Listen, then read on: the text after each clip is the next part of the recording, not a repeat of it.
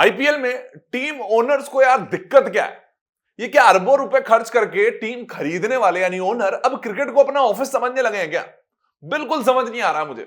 ये आईपीएल में मालिक खिलाड़ियों को डांट रहे हैं, ये क्या तमाशा लगा रखा है यार? पंत, राहुल जैसे सितारों को हमारे भारत के खिलाड़ियों को डगआउट में सुनाकर चले जाते हैं। और ये नियम कौन सा है? ये मालिक क्या पहुंच क्यों जाते हैं बारी बारी? बीसीसीआई है, कॉर्पोरेट सिस्टम चल रहा है, क्या चल रहा है? सवाल तो यह बनता है, जो खेल लो हमारा और प्लेयर्स का जुनून है, उसे पैसों की गुलामी में ये मालिक अब कुचलने लग गए हैं यार। जिस तरीके की तस्वीरें आ रही हैं, डरा रही हैं। आज इस वीडियो में इस ड्रामे की पोल खोलता हूं, तैयार हो जाओ, क्योंकि दिल्ली कैपिटल्स और लखनऊ का जब मैच देखा और जब वो खत्म हुआ ना, तो ऐसा कुछ देखने को मिला जो यार होना नहीं चाहिए था। बहुत दुख हुआ। आखिरी ओवर में टेंशन थी, आशुतोष शर्मा धमाकेदार छक्का लगाता है और फिर ऋषभ पंत का चेहरा देखते ही बनता है, यानी कि हार जाती है टीम।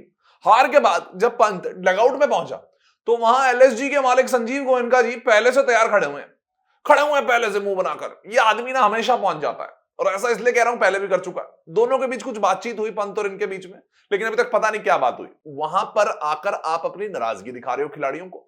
मालिक है कि खिलाड़ी समझ रहा भाई अपने आप को? यहां पर यह समझो कि अब इसको देख के सोशल मीडिया पर आग लग गई है। क्या गोयनका ने पंत को भी वही डोज दी जो पिछले साल केएल राहुल को दी थी? ये सवाल पूछ रहे हैं एक्स पर पोस्ट करके। ये क्रिकेट टीम है या मालिकों का ड्रामा का थिएटर चल रहा है? ये सवाल पूछ रहे हैं इस वक्त। तो अब सोशल मीडिया अपने आप में इस वक्त कह रही, ये पहली बार नहीं हुआ है। 2024 में सनराइजर्स हैदराबाद के में हार के बाद संजीव गोयनका जी केएल राहुल को डगआउट में सुना देते हैं। वीडियो वायरल हुआ था, फैंस भड़क भी गए थे उस टाइम, और सवाल उठा था क्या मालिकों को, ये आईपीएल के ओनर्स को इतना हक मिल गया है कि वो हमारे इंटरनेशनल सितारों को इस तरह से आकर ट्रीट करें? अब क्या पंत के साथ भी वही कहानी है? क्या ये अब आदत सा बन गया है क्या ओनर्स का कि आइए और खिलाड़ियों पर इस तरीके का प्रेशर चलाएं? अरे आप अपनी कॉर्पोरेट की टीम चला रहे हैं, क्रिकेट खिला रहे हैं, क्या कर रहे हैं? पैसा लगा दिया, इसका मतलब कुछ भी कर लेंगे। ऋषभ पंत है वो। देखो अब असली सवाल ये है, बीसीसीआई के नियम क्या कह रहे हैं? बीसीसीआई के नियम भी तो निकालने पड़ेंगे ना। तो आईपीएल के कोड ऑफ कंडक्ट में साफ लिखा हुआ है कि टीम मालिक ड्रेसिंग रूम या प्लेइंग एरिया में सीधे दखल नहीं दे सकता है। अब इन्होंने क्या चालू किया है? मैच के बाद आ जाते हैं, मैच से पहले आ जाते हैं। अरे आप सारा वो प्रेशर वही बना रहे हो। बीसीसीआई ने इसी डर से तो ये रूल निकाला ना।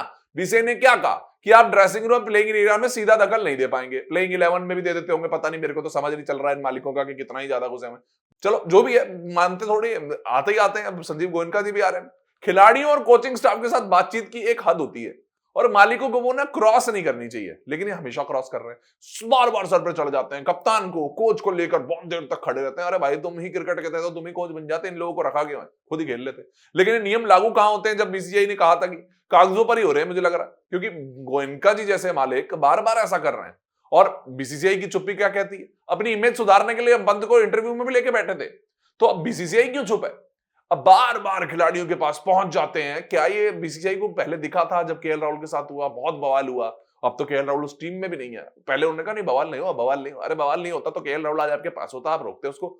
आईपीएल में पैसा है, शोहरत है, लेकिन क्या अब खिलाड़ियों के लिए सजा बन गई है क्या? मतलब पैसे में खरीदा आपने, ठीक है, बहुत पैसे लगे पंत को खरीदने में, मालिकों ने अरबों रुपया लगा दिया, हार बर्दाश्त नहीं कर पा रहे हैं, ठीक रहा फूटता खिलाड़ियों पर, जैसे वो रोबोट है कि भैया मैंने पैसे लगाया तुम जीत के दो, मैंने पैसे लगाया जीत के दो। ये सब नहीं होगा ना। जीतेगा तो कोई है कि आप आकर मेरे देश के खिलाड़ियों को, भारत के खिलाड़ियों को, ऋषभ पंत को, केएल राहुल को आकर कुछ भी कह रहे हो।